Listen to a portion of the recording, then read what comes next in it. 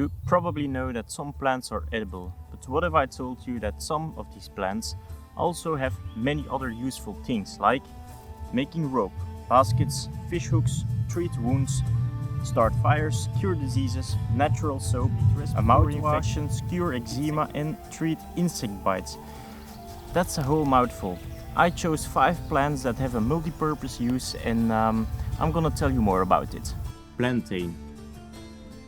Okay, so the first one is plantain, and you have 2 big species in this group, and that's Plantago major, or the broadleaf plantain, or the small leaf plantain, and that's Plantago lanceolata.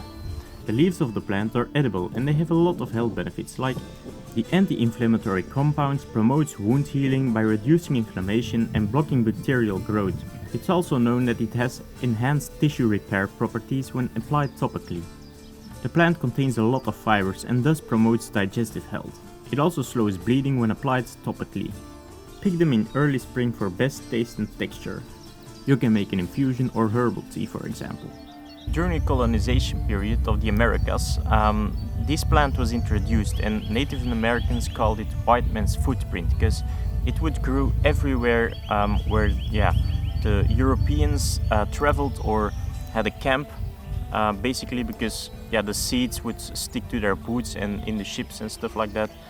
It was introduced to North America with the colonization of the Europeans.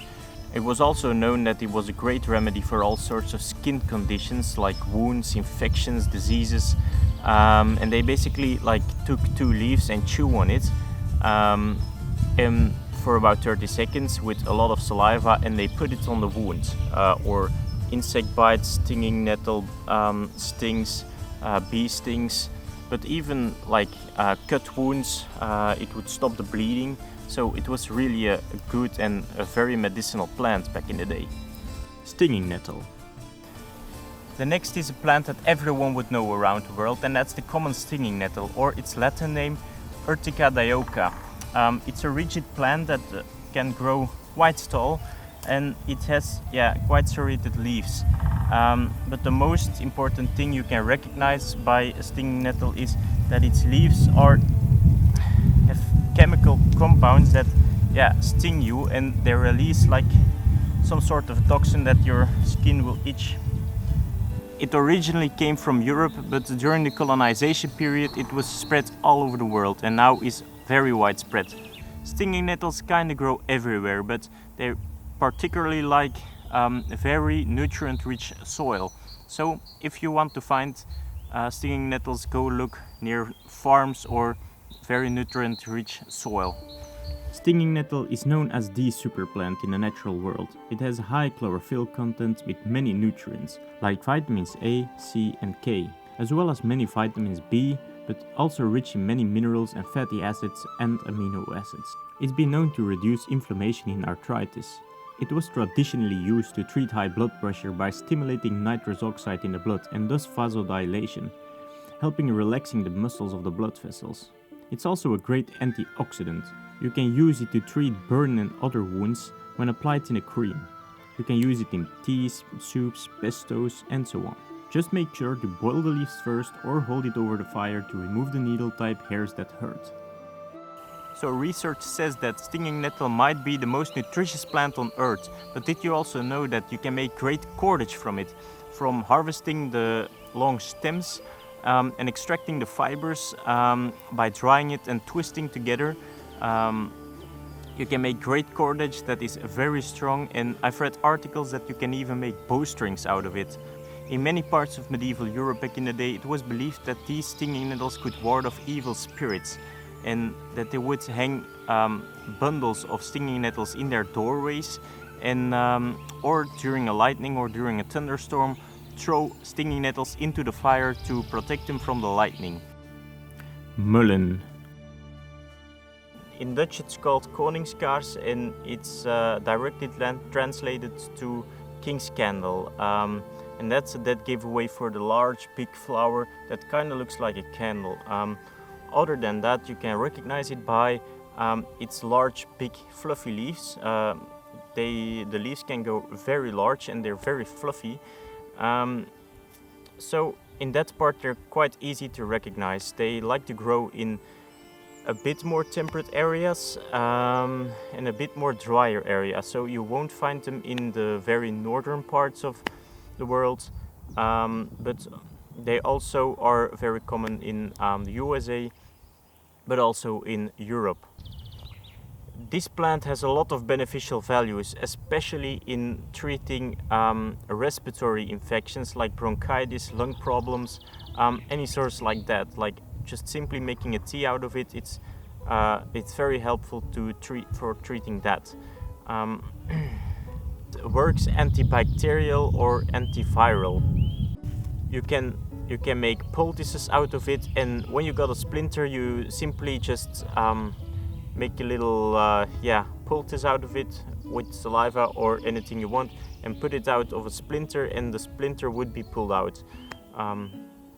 Other uses, I didn't find many other uses other than the leaves are very soft, and that makes it perfect for wiping your bum. Yeah, it's a great plant for wiping your bum. What more do I need to say about it? Very important is that you do not confuse it with foxglove.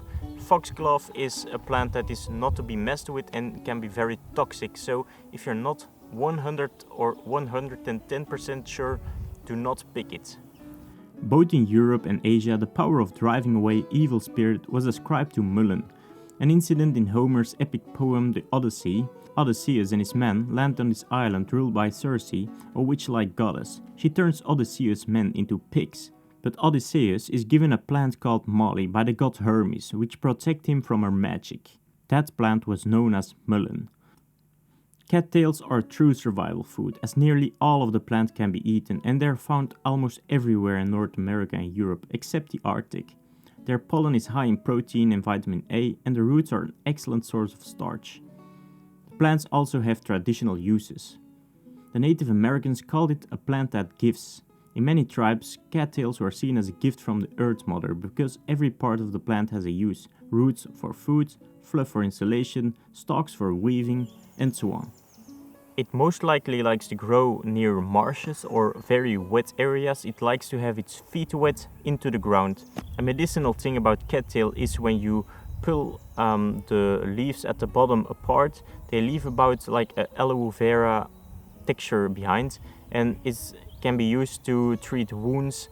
It works antibacterial and all sorts of stuff like that. The fluff you can gather from the bulbs end of summer are great for catching a spark, for creating fire, but the fluff can also be used as a bedding material for insulation because it's really soft and insulates very well. One important tip is don't pick cattail in the neighborhood of industrialized areas or areas that are known to be polluted, because they absorb, they've known to be absorbent of toxic chemicals, and you don't want to be eating cattail that have been growing in polluted areas. But before we jump to the last one, some honorable mentions. Wood sorrel. It looks a lot like clover but isn't. Unlike clover, wood sorrel has a heart-shaped leaf. These close at night and open again during the morning. It is a common lawn weed that likes partial shade. Look for it in yards, gardens and parks. It has a bit of a sour taste, deriving from the oxalic acid in it. Perfect as an appetizer in salads or other dishes. Tastes very fresh, very lemon zing, a bit sour apple, I'd say. Very nice. The high vitamin C content made it a very interesting herb to fight scurvy, fevers and urinary infections. Wood sorrel also makes a nice yellow-orange natural dye. Common sorrel. A small plant that grows in rosette form and looks a bit like broadleaf plantain.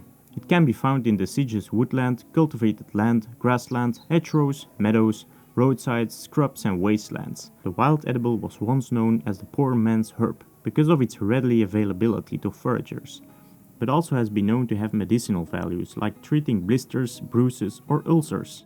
Dandelion. I think this one doesn't need an introduction either. The bright yellow flowers and the fluffy seedlings make it one of the most recognizable herbs in the temperate climates. It is also famous for its liver cleansing properties, anti-inflammatory properties and overall digestive health. You can use the fresh leaves in all sorts of dishes like salads, soups and pestos. You can also dry and ground up the roots for a delicious coffee.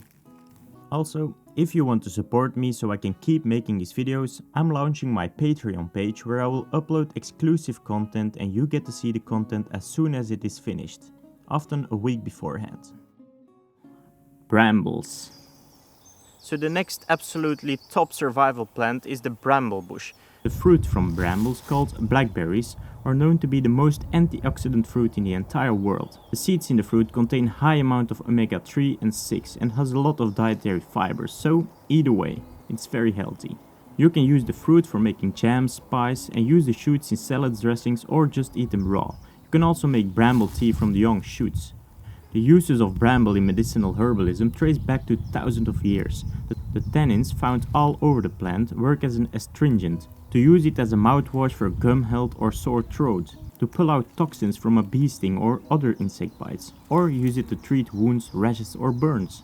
Other things you can do with brambles are, for example, weaving baskets with the long stems it creates. Just be careful not to prick yourself on the thorns. During early spring you can forage the young shoots. During summer you can gather the leaves, and of course during late summer to autumn you can harvest the very tasty blackberries.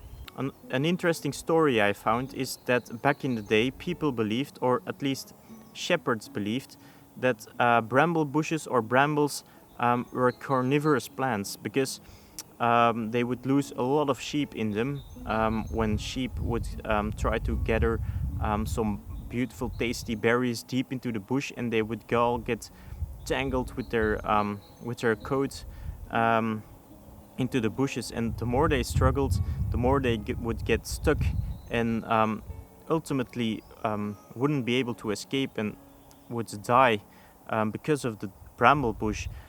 So it was believed that bramble bushes are carnivorous plants.